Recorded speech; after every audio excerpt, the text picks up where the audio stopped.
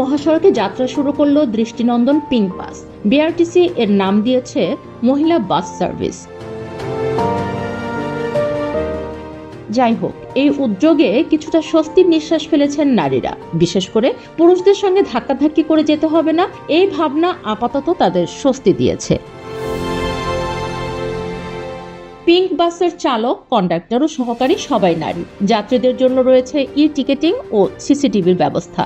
তবে এই রঙিন আয়োজনের আড়ালে যে অমিলগুলো রয়ে গেছে তা হয়তো কিছুদিনে ধরা পড়বে। ঢাকা, চট্টগ্রাম, বগুড়া এই 3 শহর মিলিয়ে বাস নামানো হয়েছে 14টি। ঢাকার বিপুল যাত্রীর বিপরীতে মাত্র 10টি, আর বগুড়ায় 2টি এবং চট্টগ্রামে 2টি।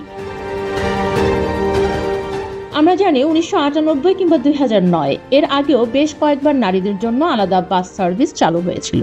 বিপুল উৎসাহ নিয়ে শুরু হওয়ার পর প্রতিবারই মুখ থুবড়ে পড়েছে এই প্রজেক্ট। রক্ষণাবেক্ষণের অভাব, অপেশাদার ব্যবস্থাপনা আর পর্যাপ্ত যোগান না থাকায় সেসব বাস রাস্তা থেকে উধাও হয়ে গেছে। এবারও কি সেই একই অবস্থা হবে?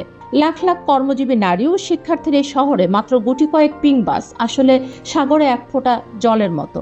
ঘন্টার পর ঘন্টা অপেক্ষা করে একটি বাসে ওঠা বেশিরভাগ নারীর পক্ষে অসম্ভব। তাই বাধ্য হয়ে অফিসের সময় ঠিক রাখার জন্য নারীরা যখন অন্য বাসে উঠতে যাবেন, তখনই ঘটবে বিপত্তি।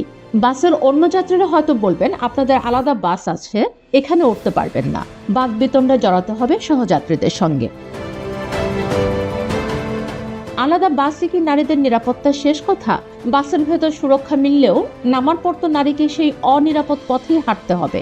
বিশেষজ্ঞদের মতে, মূল গণপরিবহনকে সবার জন্য নিরাপদ না করে নারীকে আলাদা করার নীতি দীর্ঘমেয়াদে সমাজে ভিকটিম ব্লেমিং এর ঝুঁকি বাড়ায়। মানসিকতা না বদলালে বাস আলাদা করার এই সাময়িক স্বস্তি কতদিন টিকবে? একই সাথে কঠোর নজরদারি না বাড়ালে এই পিঙ্ক রং ফেড হতে হয়তো বেশি দিন সময় লাগবে না।